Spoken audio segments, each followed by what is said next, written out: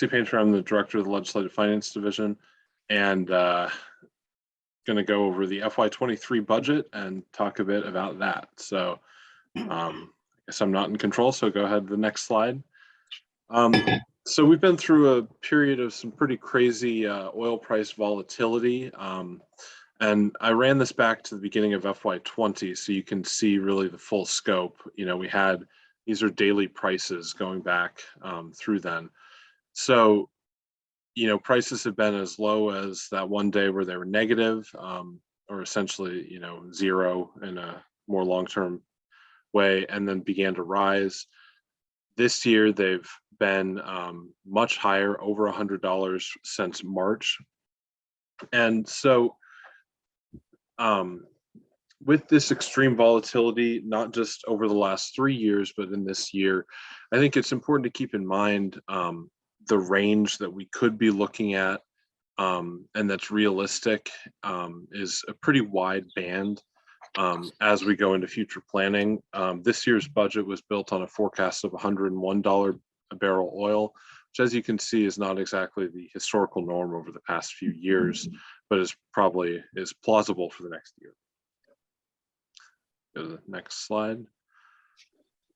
So here's a comparison of a few different oil forecasts. The blue line is DOR's fall forecast from back last December. That indicated that we'd have oil in sort of the mid 70s for the foreseeable future. The spring forecast, the red line that came out in March that we used to build the budget, used that $101 starting point and then declined, and actually by the mid 2000s it was back under $80. So, you know, one thing that the oil market is telling us, and has been, is that, you know, while prices are very high right now, there's not a whole lot of reason to expect that they're going to continue to stay in that range for the foreseeable future. This is definitely a temporary thing. And so from Alaska's fiscal planning standpoint, you know, we need to treat this as temporary. We can't treat this as the new norm is to have oil over $100. The market is definitely indicating we're not in that direction. That purple line is showing the futures from just a couple of days ago. And you can see that while it's slightly lower in the next few years, or in the next 2 years, it's very close overall. So, you know, the market has not really shifted that wildly since March. So that spring forecast number is still looking pretty good. And I bring that up because, you know, when the governor signed the budget in June, he actually used that 1 point up there in FY23 that showed $111 oil when he was discussing the budget, which was the June update. And there was a bit of an uptick then, and that caused June to show higher numbers. And so if you look at like OMB's fiscal summary of the enacted budget, they're actually using that point in time from June. We're ignoring that because, as you can see, it's a bit of an outlier compared to other forecasts. And if we go back to that last graph, you can see there's a spike then. So, you know, we're sticking with the spring forecast as our numbers for the budget going forward.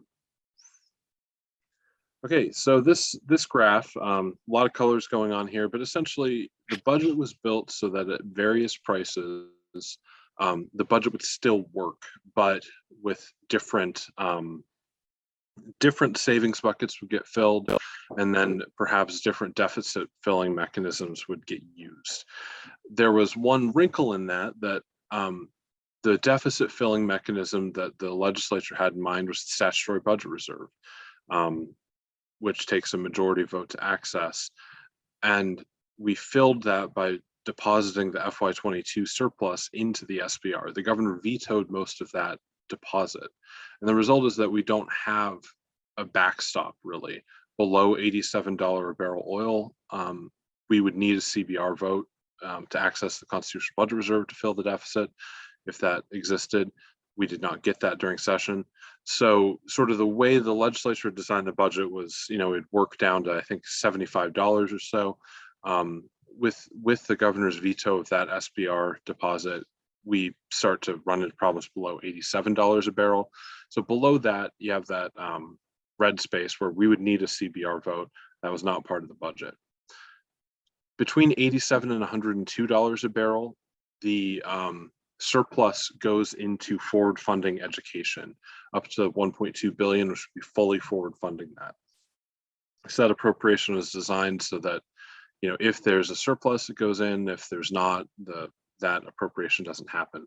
And so at the DOR forecast, there's an almost full forward funding, but about 100 million short.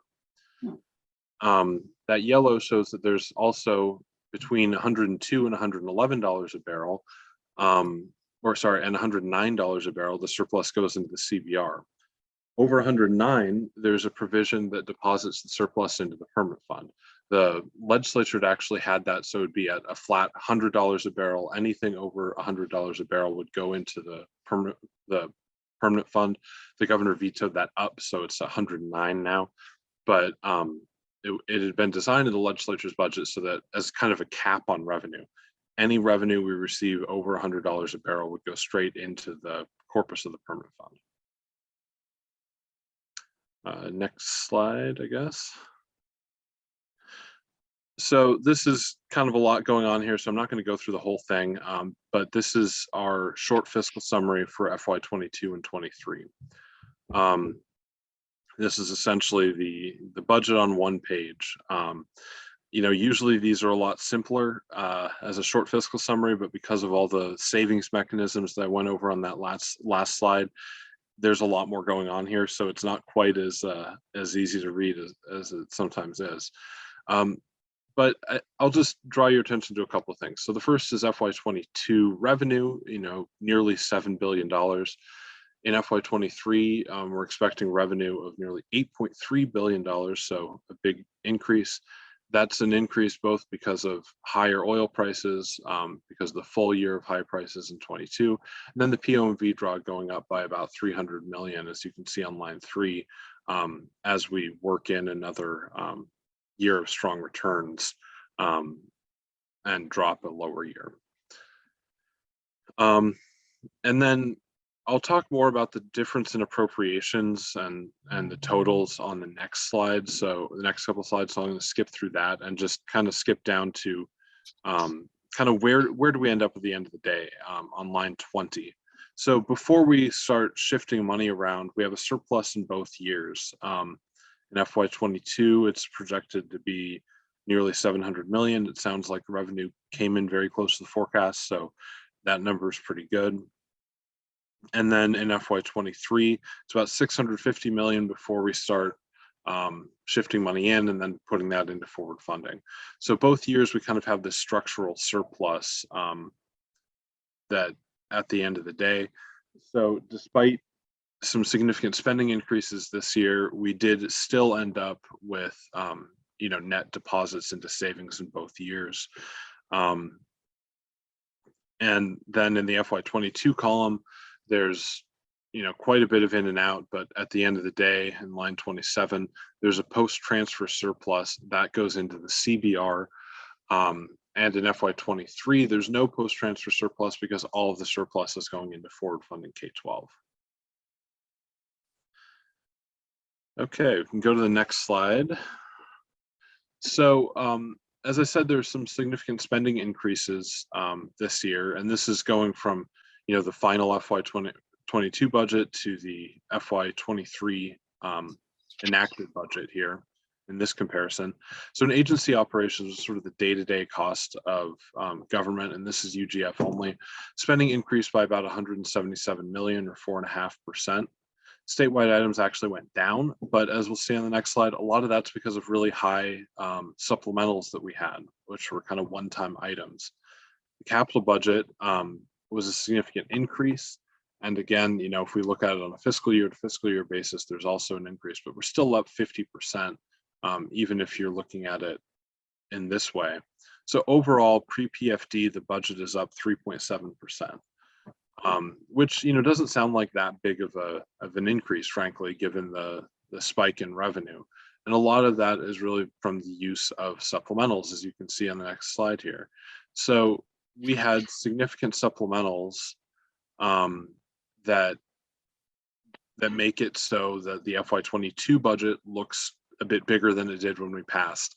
So sometimes when there's significant supplementals, we like to kind of flip the way we do the fiscal summary and do it from session to session. So all appropriations we made last session in 2021, and then the next column is all appropriations made in the 2022 session. And there you see much larger increases. So in agency operations, we're up 7.5%. Statewide items, more than doubling, 146.6%. Capital budget, nearly, I guess, nearly quadrupling, right? That would be 300% would be quadrupling, 276% increase. Overall pre-PFD, the budget, the UGF budget from session to session is up 36%. So very, very different than that, 3.5% or 3.7% when you're going just from year to year. And so when we're seeing kind of a spending spike like this, we would really encourage people to look session to session, because a lot of appropriations were in FY22 to take advantage of the more certain surplus that year. It doesn't really mean anything structurally about the state's fiscal health. And so, when you're looking at like the capital budget where it got split between the 2 fiscal years, really it makes sense to look at that as one whole capital budget, the 22 session. And this is probably the more accurate way to look at that, to really see that size of the spending increase. Then also we had obviously a much larger PFD, including the energy relief check. We're going from, about $100 a person to about $3,200 a person, or a 184% increase. So overall, total UGF spending is up by 56.5% from last session to this session. I'm not going to make too much commentary about that. I'm a nonpartisan person, but I will say that that's obviously not a sustainable spending increase. We can't increase our spending by that much every year. There's some degree of making up for past things that we'll see on the next couple of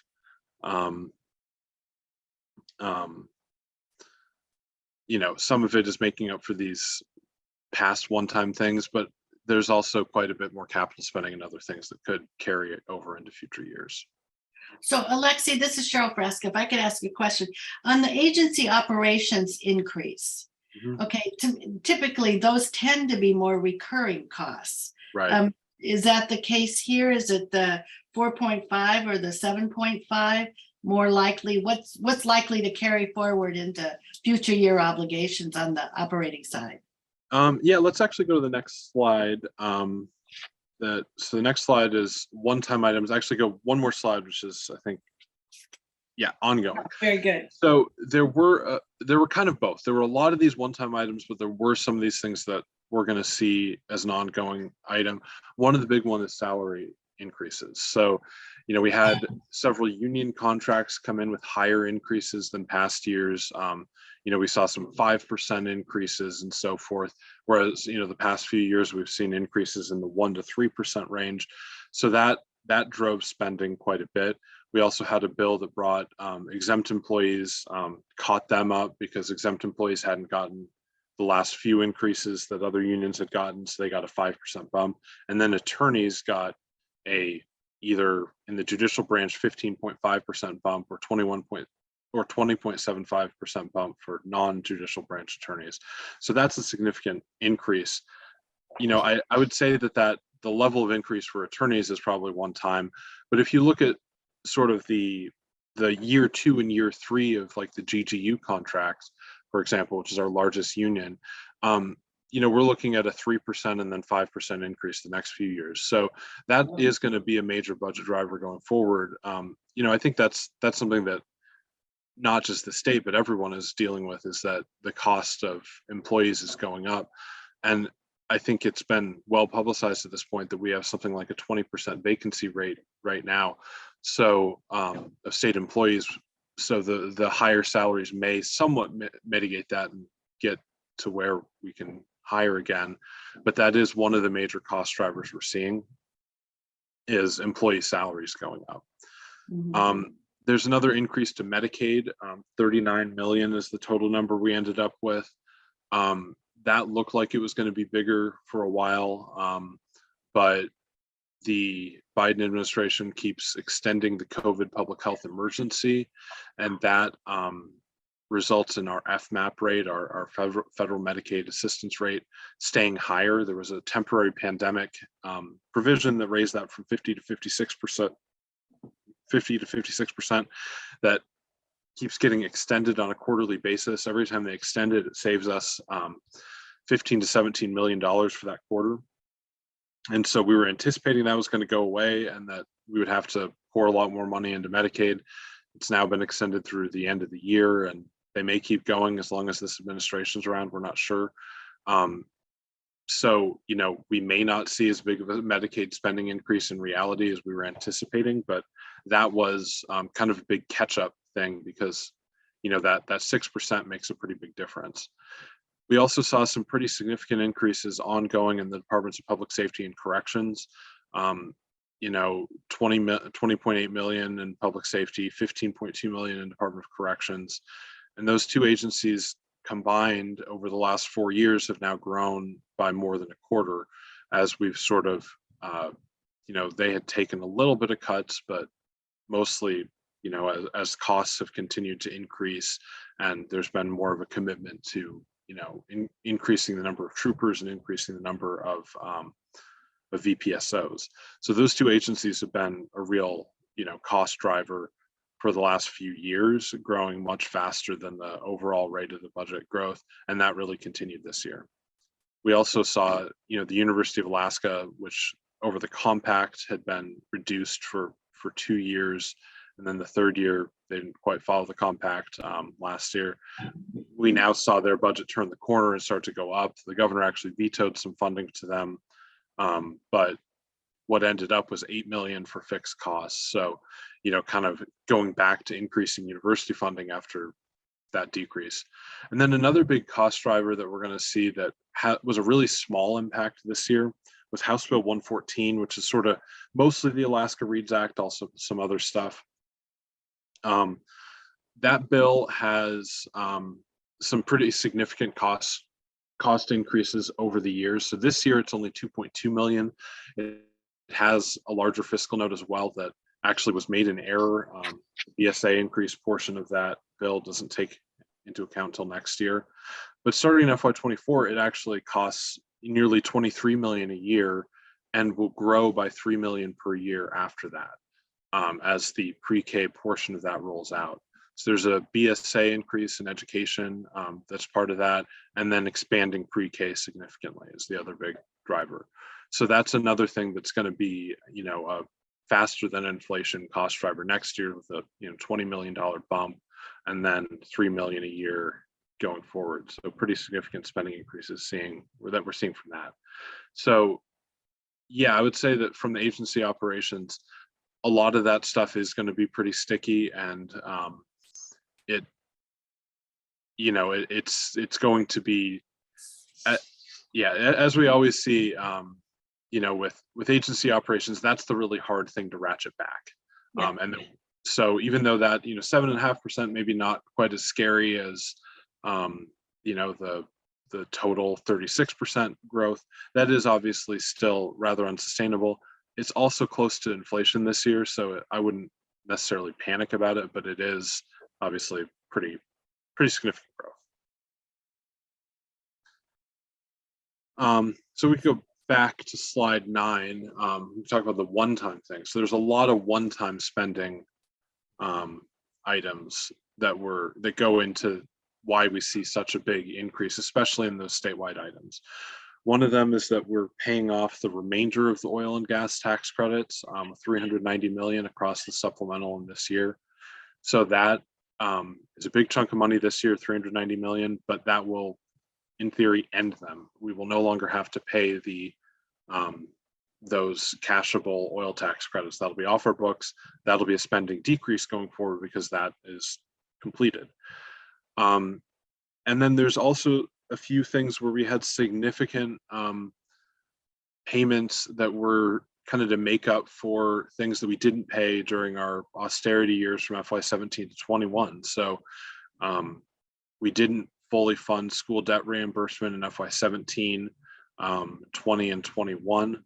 and that total is over 220 million. We appropriated funds to pay that back to municipalities. Obviously, they've had to pay that debt already, so they can use that for whatever they want. It's kind of unrestricted revenue to them.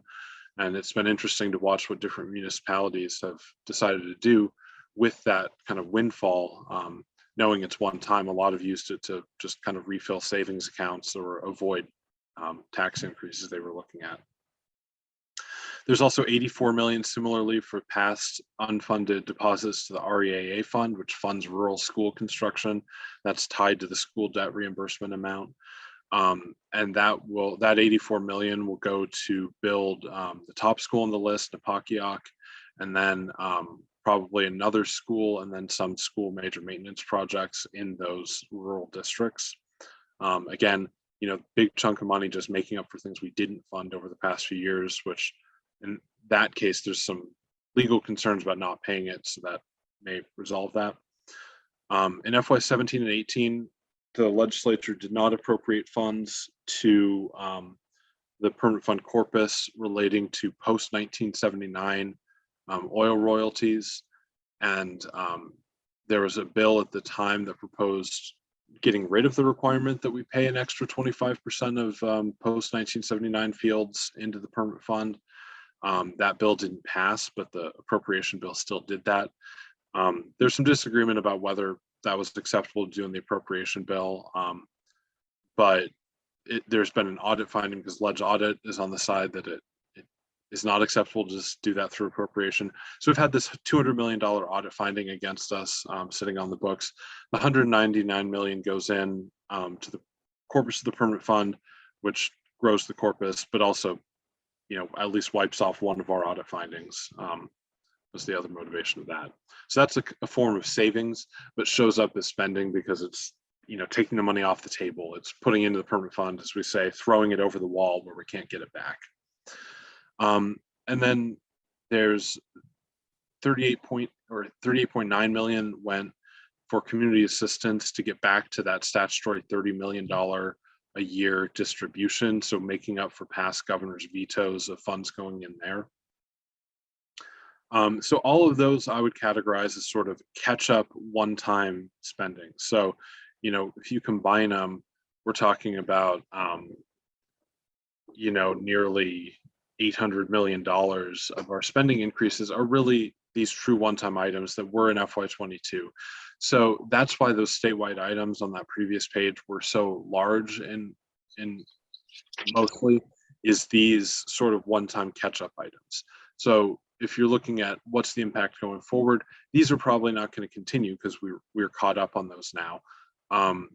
And so from like a future budget building standpoint, those items are not really so concerning. The last two items, are one time in nature, but maybe signal that they could be longer term. There's 57 million for the K-12 formula outside the BSA formula. I think a lot of proponents of that funding would like to see a BSA increase. The one in the READS Act was much smaller than this. So while it's technically one time, I think a lot of advocates would like that spending to go forward. There's also nearly 30 million for University of Alaska research programs that's designed as sort of temporary spending. But some of these, it's possible there will need to be additional general funds to support those same research activities in the future, depending on if federal funds and others materialize. So that, again, technically one time could pop back up in the future. Okay, we can go on. I already did slide 10, so we can go to slide 11. We also had quite a bit of capital spending. I'm not going to go through all of it, but there are a few that I think are worth highlighting. We had 200 million of UGF for the Port of Alaska. Half of that is just a straight grant, and the other has to be used to match federal funds. So pretty significant investment in that. There's 175 million for the Nome port, the deep water port. That's again matching federal funds. Pretty large amounts going into deferred maintenance, so $66.8 million for just statewide deferred maintenance, including the University of Alaska, and then $37.5 million for school major maintenance. There was $30 million for a Matsu transportation infrastructure package, $23 million for the for cloud migration of state servers to from physical servers to the cloud. There was a $15 million grant for the Kodiak Fire Station, and then $10 million for the Food Bank of Alaska. Those are all the items over $10 million. There's obviously a lot more. And so, you know, we've seen significantly constrained capital budgets since FY15. That was our last significant UGF capital budget.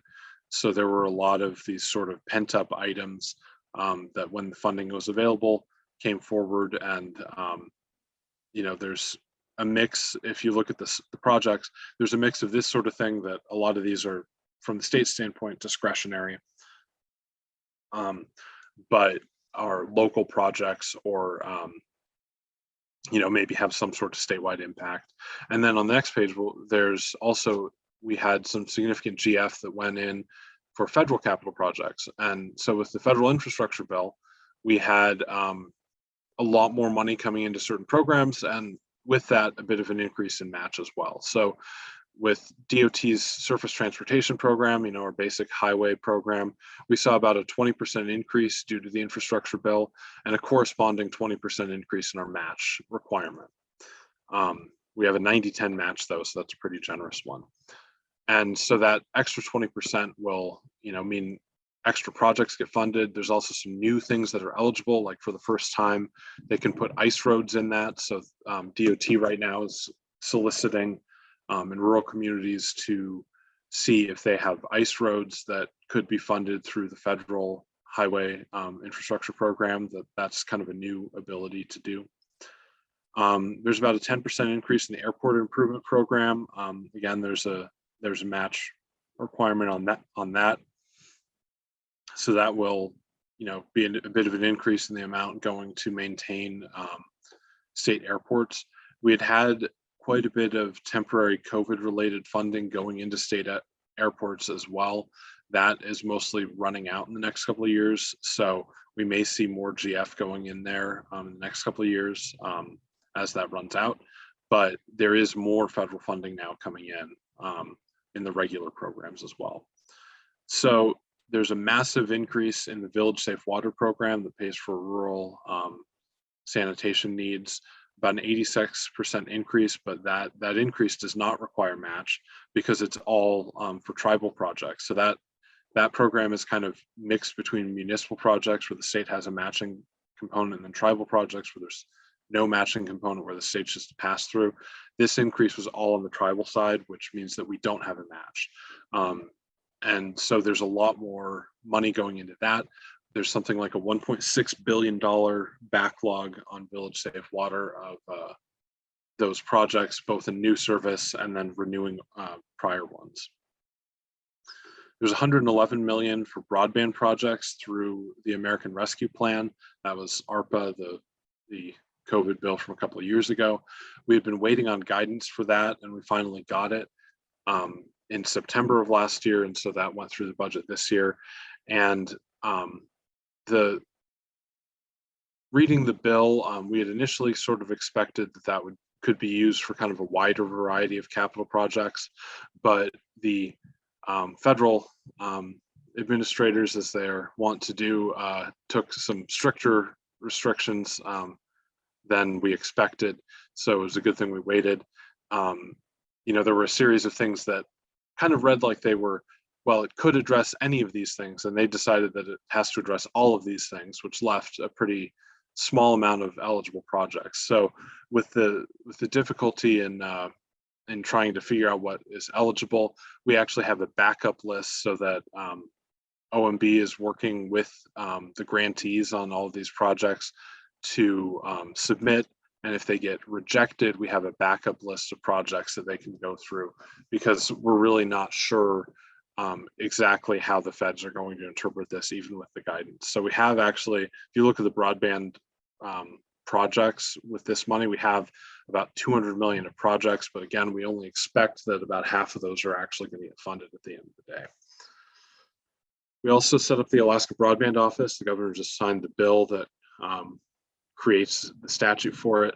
We should see about 100 million a year going for broadband beginning next year. So that's going to be kind of an ongoing amount. There's also money going straight to tribes for broadband as well. So that does not really require any match. There's actually planning money and then straight grants as well. So we're going to see a significant increase in the amounts going to broadband going forward. So, you know, we haven't seen the full effects of the infrastructure bill yet, but the major ones in the state budget are really those increases to existing state programs, those federal highway and safe water programs, where, you know, it's not new money, it's not a new program, it's just an increase of a long-standing one. The other big thing in the infrastructure that I don't get into here because it's a little more complicated is the marine highway system. We finally got guidance for that about a month ago, and again, it's not quite what we or the administration expected. Has some new requirements in there, so we're going to need to tweak the marine highway budget in the supplemental. They restricted how much can be spent on operating, and so more will have to be spent on capital. And that capital, we hadn't expected there to be a match requirement, but they have a 20% match requirement. So, you know, as we figure out how to spend those funds, we'll have to keep in mind that there is a match requirement on it, but there's also a lot of funds still available beyond what we can spend on operating. So if the state wants to build some ferries, we have some funds available, but again, we have to, you know, put a 20% match for that. So I think, you know, I apologize again for being late, so probably near the end of the time, but I'm happy to answer any questions you had. I tried to rush to catch up, I think. Great. Well, thank you, Alexi. Yeah, I'm just going to invite everybody online for any questions. You can either turn on your camera or raise your hand using the reaction button at the bottom of your screen if you're working on a desktop or laptop. It may be different if you're on your phone or iPad. So Cheryl, let me go to you first to see if you might have any questions. Go ahead. Sure, I managed to eliminate me from the screen, so good job, Cheryl. Thank you, Alexi, very much for your sharing with us your summary. Question about pension funds liability. Where are we on that? Because that's in the past been a big ticket item each year. So what's going on? Well, so, you know, in FY21, we had record investment returns, so things were looking very good. FY22, not so much. And so in their next meeting, they'll adopt new valuations that will sort of probably roll back a bit and increase the amount. So this year we had very low required pension payments because of the that historic performance. But, you know, again, I don't know that people expect that to last. The other thing that could be temporary there is that the ARM board said that there's the pension fund and then the healthcare fund for retirees. They're two separate funds. The healthcare fund was actually overfunded this year. And so the ARM board said that we did not need to fund the healthcare fund.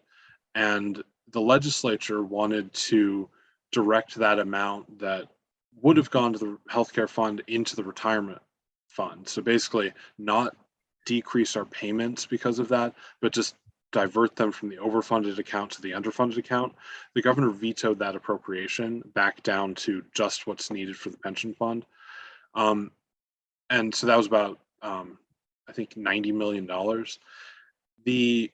Going forward, the ARM board has not said that that's going to be permanent. They may decide to get contributions back into the healthcare fund, and that would cause an increase back. That 90 million would come back, and then if the actuarial rate goes up, then we could also see that increase.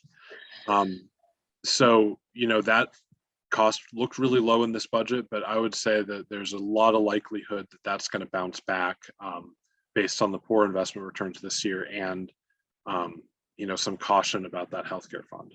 Yeah, okay, thanks. Okay, any other questions, either chat or anybody who wants to turn on their camera or raise their hand? Alexi, you've answered everybody's questions. Wow. Juanetta, Yeah, go ahead. Juanetta, this is Go ahead. Kathy Giesel. This is really just a comment, not a question. Alexi, you are such an asset to the legislature. The explanations you give are so clear and complete. They're just very, very helpful. As a new legislator, this was all so mysterious to me, but you make it so understandable. Thank you. Thank you. That's great. Okay. I think Brooke Ivy is agreeing with that. Okay. All right. Well, I'll just, I'll go ahead, Sarah. Oh, no, that's an applause, not a hand raise. Okay. So you're getting all the love this morning, Alexi. Yeah, I'm actually on the Marine Highway Operations Board, and we did get a briefing on the IIJA money and the guidance that's coming in from Treasury on that. With, of course, the high cost of constructing ferries and the 20% match requirement, do you have any sort of forward projections on if that money is staged out over 5 years, what we might be looking at in terms of UGF match for that? Yeah, so if we spend the maximum we can on operating, which they've said is 50% net of revenue, so maybe 45 to 50 million a year, something like that we could spend on operating. That leaves, assuming that we get the remaining 150 million to spend on other things, we may have a match requirement to get the rest of it of something like 150 million is our estimate. But that would leverage, nearly 750 million of federal funds. So significant amount of money, but would need that match. But if you look at that, I mean, combined, that's almost 900 million for capital. We have 30 million for design of new vessels in there right now. 900 million, is that enough to build 2 to 3 vessels? Maybe depends on how much costs are going to be increasing. Maybe it's only going to be 2 vessels. But that's definitely a big question going forward. The legislature, I think, was afraid to get ahead of the AMHOB this year, and so that's why they ended up with just doing the design component and not putting forward new vessels or anything. But there is a risk that we're going to lose some of the funds because we didn't appropriate enough to apply for all of it this year. And so, beginning next session, I think there's going to be really a need to make sure we're fully utilizing all of those funds as we can get them, to make sure they don't get reallocated to other states, which may have been a mistake we made this year. But again, without the guidance, we were just shooting in the dark. And so I'm not sure that it was necessarily a bad thing that we ended where we have a relatively small UGF supplemental to make up for our where our guesses were wrong. But yeah, there's a significant increase or amount that we're going to have to put out in UGF going forward, more than I think we were expecting when we were building the budget. Great, thank you. Okay, well, one last call. Any questions for Alexi?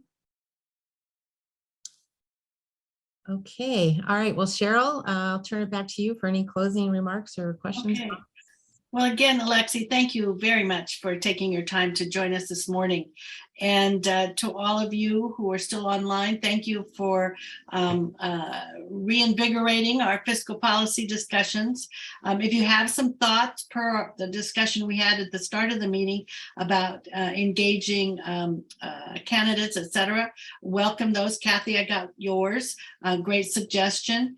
And but others are most welcome, and hopefully you'll be able to join us next Friday morning with Senator Stedman. So we'll look forward to that. So thank you all. Have a good weekend and a week wherever you are. So thanks, Juanetta. Thank you, Cheryl. Thanks, Alexi. Good morning, everyone.